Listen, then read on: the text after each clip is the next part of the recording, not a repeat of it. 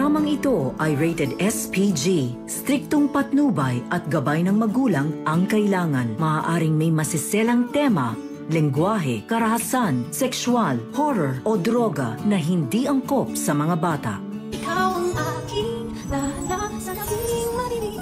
Ikaw ang Nag-cruise na ang landas na mag-ina pero hindi naging maganda ang una nilang pagkikita. At nalaman na ni Giselle na anak niya si Justin. Magandang araw at eto na nga tayo sa ating pinakaamang tagpo sa abot kamay na pangarap. Welcome to my channel. Please don't forget to like, comment, and click the bell button para lagi kayong updated sa aking mga videos. Samantala, sa Apex Hospital habang papunta si Robert sa kanyang papa para bisitahin, ay nakatanggap siya ng tawag mula kay Kinito.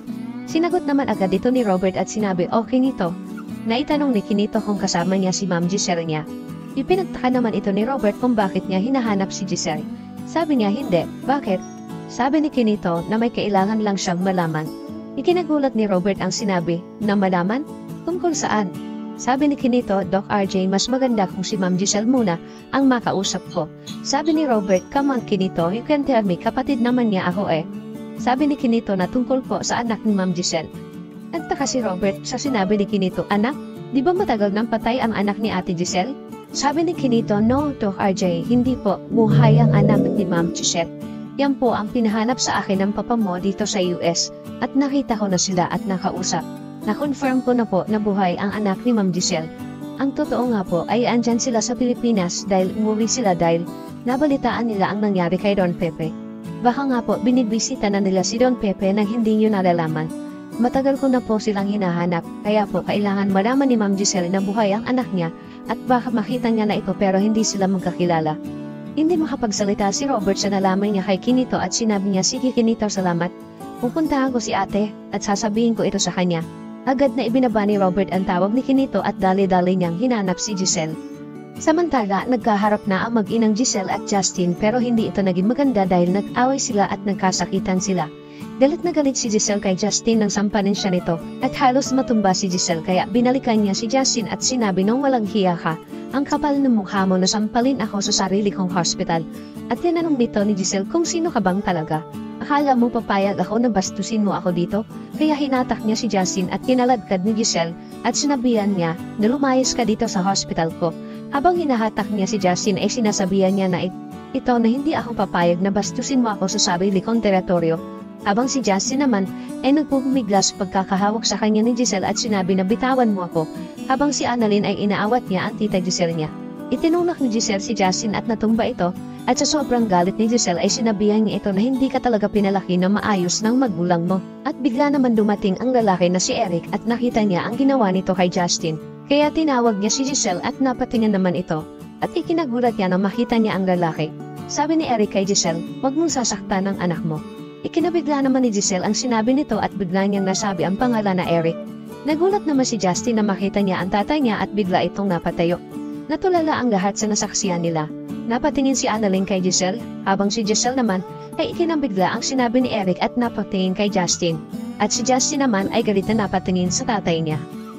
Samantala sa bahay ni Lynette at Carlos, binisita siya ni Doc Denise para matulungan si Lynette sa nararanasan niyang trauma. Dahil natatakot na si Lynette at iniisip niya na mamamatay na siya.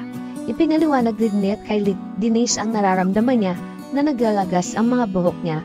Dahil naglagas din ang buhok niya nung nagkasakit siya ng cancer. "Hindi kaya bumalik ang sakit ko?" Tapos lagi siyang kinakabahan at pakiramdam niya na palaging may mananakit sa kanya. Kaya tinanong niya si Denise kung normal ba ang nararamdaman niya dahil natatakot na si Lynette at iniisip niya na baka nasisiraan na siya ng ulo. Sabi ni Denise, "Hindi. Dala lang yan ang nararanasan mong trauma. At kung bakit nagdalagas ang buhok mo ay dala din ng stress at pag-iisip mo. Siguro kulang ka din sa tulog dahil pakiramdam mo ay lagi kang natatakot. Pero kailangan natin magsagawa sa iyo ng laboratory test para malaman natin kung bumalik ang sakit mo. Ipahinga mo muna yan at huwag ka na muna mag-isip ng kung ano-ano. Bakit hindi kayo magbakasyon ni Carlos para malibang ka at hindi mo maisip ang mga nangyari sa'yo?" Umayag naman si Lynette sa gustong mangyari ng this at sasabihin niya ito kay Carlos. Kaya nagpasalamat naman si Lynette kay Denise kahit papano ay gumaan ang pakiramdam niya. Samantala, hindi pa din makapaniwala si Giselle sa sinabi ni Eric na anak niya si Justin. At tinignan niya si Justin. Gusto sanang gapitan ni Giselle si Justin pero tumakbo ito papalayo. At umalis. Ayaw niyang kausapin si Giselle. Sabi ni Giselle kay Eric, paano nangyari na buhay ang anak ko? Ang alam ko ay patay na siya. Sabi naman ni Eric kay Giselle na mahabang kwento ang nangyari. Sasabihin ko sa iyo ang lahat pero kakausapin ko muna si Justin. Kaya umalis na si Eric at hinabol niya ito.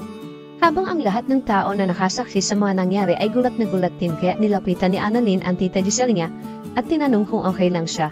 Napayahap na lang si Giselle kay Annalyn at maya-maya ay dumating si Robert at tinanong kung anong nangyari dito. Sabi ni Annalyn, tayo nagkagulo dito kanina at yung babae na kilala ni Lolo Pepe ay anak ni Tita Giselle. Buhay ang anak ni Tita Giselle at nagkaharap na sila. Ikinagulat naman ito ni Robert. Sabi ni Robert kay Giselle, ate, tumawag sa akin si Kinito at sinabi niya na buhay nga ang anak mo. At mas lalong ikinagulat ito ni Giselle dahil bakit alam din Kinito ang tungkol sa anak niya. At biglang napaisip si Giselle na hindi kaya ito ang sinasabi ng papa niya sa panaginip niya na makakasama mo na siya. Mas lalong naguluhan si Giselle at napaiyak na lang ito dahil hindi niya alam ang gagawin ngayong nagkaharap na sila ng anak niya. Samantala, naabutan naman ni Eric si Justin na papalabas na ng hospital at pinigilan niya ito. Sabi ni Eric kay Justin, but now Giselle knows who you are, ano ang gagawin mo? Sabi ni Justin, nawala, dahil matagal ko na siyang pinatay sa isip ko. At hindi ko siya mapapatawad sa ginawa niya sa akin na ipinagmagay niya ako sa iba. Sabi ni Eric na bakit hindi mo siya bigyan ng chance na ipaliwanag din sa'yo ang dahilan kung bakit na nagawa yun sa'yo. Nanay mo pa din siya at hindi mo din alam kung anong pinagdaanan niya nung nawala ka sa kanya. Kailangan mo siyang kausapin para malaman mo ang dahilan niya. Pag-isipan mo ang sinasabi ko sa'yo at hindi kita pipilitin kung ano ang desisyon mo. Pero nagmatigas si Justin at sinabi na hindi ko siya mapapatawad at bigla itong umalis na umiiyak. Samantala dahil sa mga hindi magandang nangyayari kay Lynette ay nagbakasyon sila ni Annalyn papuntang Japan para maglibang si Lynette at maiwasan ang pag-iisip sa trauma na naranasan niya. Tuwang-tuwa si Annalyn na kinukwento kay Doc Dindon na first time nila magkakasama ng nanay niya at unang pagkakataon na sumakay sila ng eroplano. At masayang-masaya si Annalyn at Lynette dahil para silang mga bata na ini-explore ang Japan na magkasama. Natutuwa si Annalyn dahil sabay nila ng nanay niya na nai-experience ang ganito at magkasama pa sila. Tapos ngayon ay nasa Nagoya, Japan na sila. Sabi naman ni Lyndon, kapag narinig mo ang Japan, Doc, anong unang pumapasok sa isip mo? Sabi ni Annalyn, Mount Fuji. At natawa silang dalawa at sinabi ni Doc Lyndon na tama.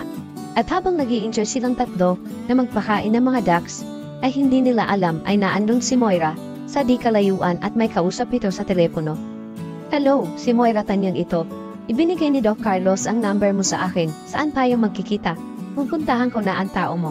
At sabay alis nito, nang dumating naman sina Annalyn para maghanap ng mauupuan at nakita nila ng bakante ang lamesa na inalisan ni Moira.